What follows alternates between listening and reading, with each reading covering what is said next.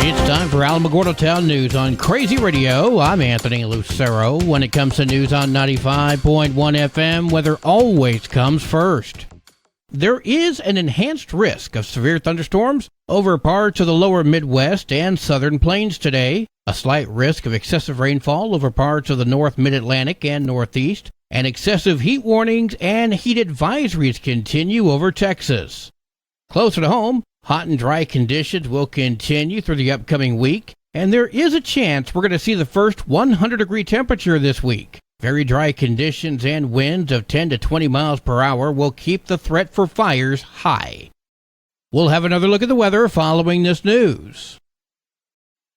12 days ago, a couple of lightning strikes sparked the two blue fires near Ruidoso. The Blue 2 fire is inching towards 7,000 acres. According to the official Blue 2 fire page of the village of Ruidoso, containment remains at 0%, and a crew of over 500 are working on it. Loretta Benavides spoke with KOAT. This is a wildfire.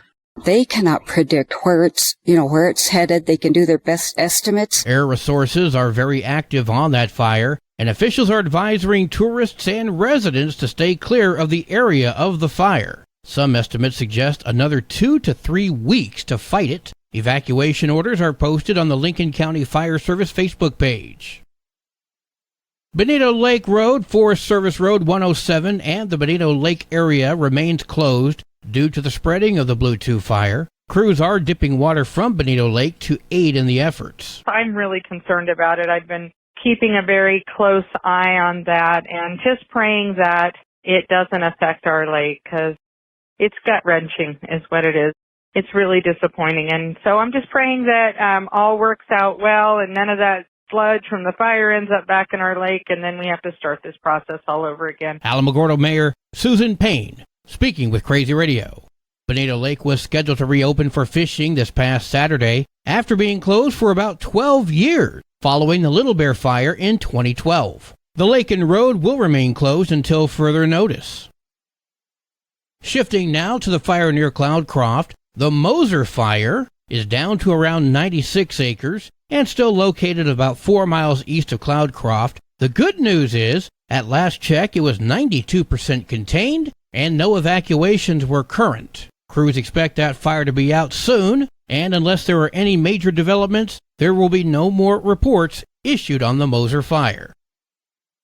The Alamogordo City Commission regular meeting takes place tonight at 6:30 in the Donald E. Carroll City Commission chambers located at City Hall. Business that was scheduled for the meeting 2 weeks ago is scheduled to be visited tonight following the cancellation of the previous meeting due to the unexpected death in the family of a city commissioner. Consider and act upon an amendment to the Code of Ordinances concerning fees and conditions at the Alamogordo White Sands Regional Airport. Consider and act upon requesting interim approval from the Local Government Division of the Department of Finance and Administration to adopt the preliminary budget. Discussion and provide directions to staff regarding 3751 Mesa Village Drive, that's the Rocket City Fund Center. And consider and act upon repealing cross-connection prevention and control and amending Chapter 28 Water, Sewer, and Sewage Disposal. The Otero County Extension Office is bringing diabetes awareness classes to Otero County. That is a series of 6 sessions. We will start in mid-June and go through mid-July. It'll be 2.5 hours each session. And so what we do is we just cover a variety of different topics related to managing diabetes or a chronic condition like diabetes for better health. So we talk about blood sugar levels, how to monitor those and keep them steady. We talk about foot care. We talk about managing stress. We talk about healthy eating, how to use medication, working with our healthcare providers also to help us keep healthy. So that's about diabetes self-management. If you need some more information, they can contact us at the Extension Office. Our number is 575-437-0231. That was Kelly Knight speaking with Crazy Radio. This course is free. The Tularosa Public Library Summer 2024 reading program is set to take off. I spoke with Linda Vigil. The theme for the summer program is Adventure Begins at Your Library. It's for ages 6 to 11, and it's from 11 June to 11 July on Tuesdays, Wednesdays, and Thursdays from 10 a.m. to 12 noon. Our registration begins on 24 May, but you have to either call the library or come in to see us to register your children. No children by themselves to register. And the goal of the program is to help our children to maintain their current reading level, whatever they've achieved in school. So, the summer slide starts happening. 575-585-2711 or TularosaPublicLibrary.org. Kitty City will be at the mall this Saturday along with Animal Control. Come to the White Sands Mall Saturday from 10 a.m. to 4 p.m. Kitty City and Alamogordo Animal Control will have both cats and dogs available for adoption. Kathy Denton from Kitty City. The Kitty City, New Mexico Facebook page has details. The website has profiles of available cats. The Alamogordo Parks and Recreation Department presents the Adopt a Spot at the Alameda Park Zoo program. I spoke with Sven Sears. The Alamogordo Parks and Recreation Department has taken on the Adopt a Spot program that was formerly run by Keep Alamogordo Beautiful. Upon taking it over, we decided to expand our reach. We reached out to the zoo, and now the zoo is a spot that people can adopt. It's just volunteering to go out and keep your adopted spot clean. And if you need some more information, all you have to do is go to our website, the City of Alamogordo website, and then the quickest way to get there is to search Adopt or Adopt a Spot. Once you find the page, you'll put in your application, you'll watch a short training video and sign some releases and waivers, and then from there you're just able to clean your spot once a quarter to maintain its adoption. You can also call the Alamogordo Parks and Recreation Department at 575-439-4269.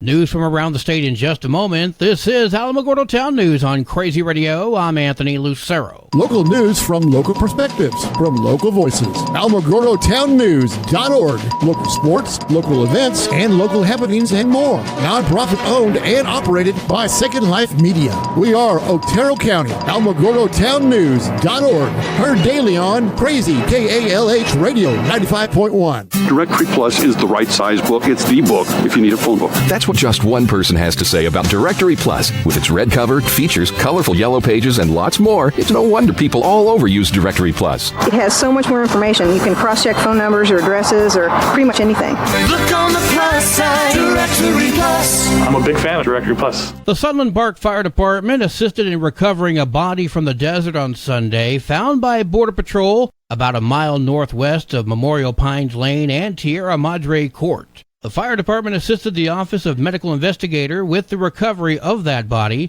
No other information has been released at this time.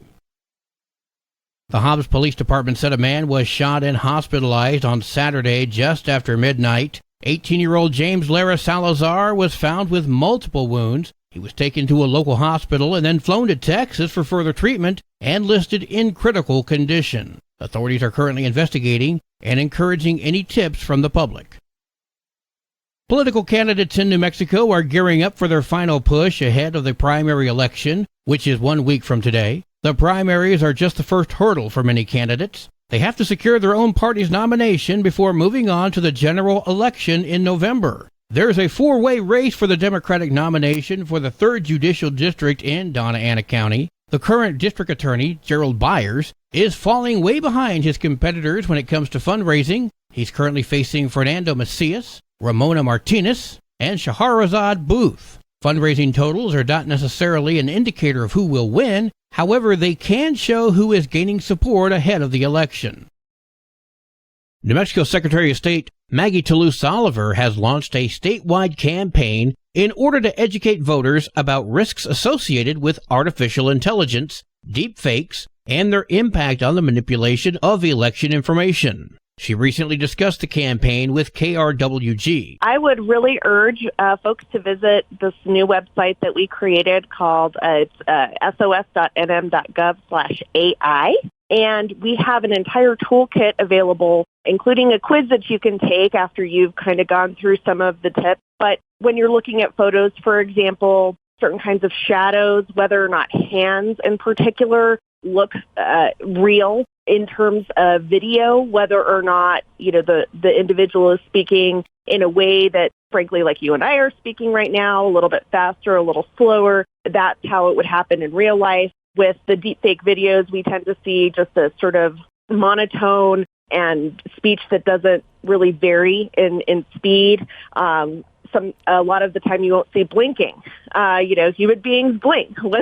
And with deepfake videos, often that is not the case. So there's really a whole slew of tips and tricks and things that are easily rememberable. But, I think, to go into all of them here would be a lot, but really just want to urge folks to visit that website, sos.nm.gov/AI. Again, that website is www.sos.nm.gov/AI. Well, now that summer has unofficially begun, it's time for lots and lots of ice cream. Unless extreme temperatures cause people to forgo the treat. Roz Brown explains. Ice cream consumption is down, with some theorizing that hotter temperatures due to climate change prompt more people to choose a cold drink over ice cream. Nutritionist Marion Nessel says when people buy just a pint rather than a quart or more, cost is another big factor. You can easily spend $5 on an ice cream cone. I can remember when it was a nickel, and that's a lot more than inflation has gone up. So it's become a very, very expensive commodity. In 2022, Americans ate on average about 13 pounds of regular ice cream per capita, down from 18 pounds in 1975. A recent poll shows Baskin-Robbins is the ice cream of choice in New Mexico, while folks in neighboring Colorado preferred Bluebell. Other favorites among Americans are Ben & Jerry's, Breyers, and Tillamook. The USDA says consumption of regular ice cream, the traditional kind made with full-fat milk, has been falling off for several years. Nessel says some folks may be trying to cut back on dairy or sugar intake, or they've been diagnosed as lactose intolerant. As a nutritionist, she believes dairy products are neutral, foods like any other.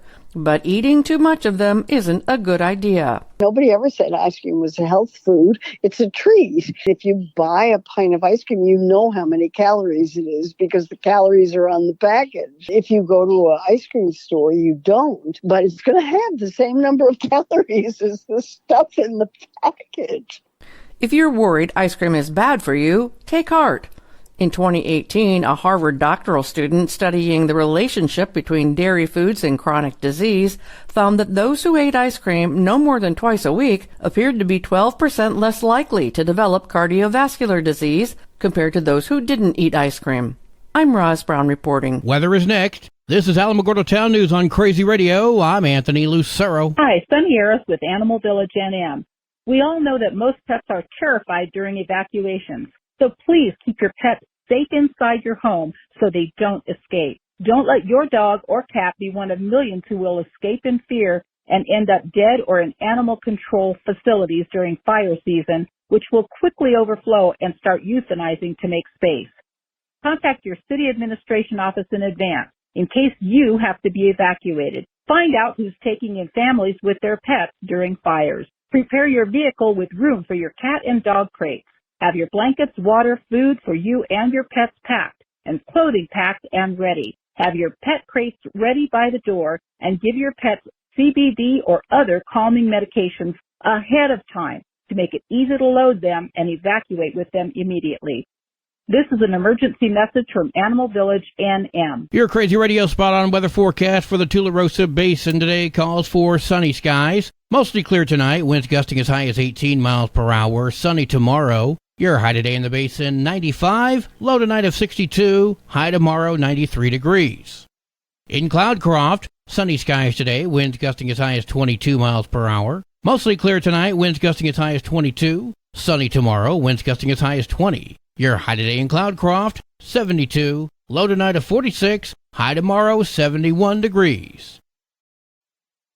Local breaking news can be found on our website, alamogordotownnews.org, and learn more about Crazy Radio by visiting KALHradio.org. Also, check out the Crazy KALH Radio YouTube channel. That's where we post our daily newscasts, complete interviews, and other information which concerns everyone in the Tularosa Basin. Be sure to give this video a like and subscribe to our channel if you've not done so already. That way you too can remain informed of the goings-on in the Tularosa Basin.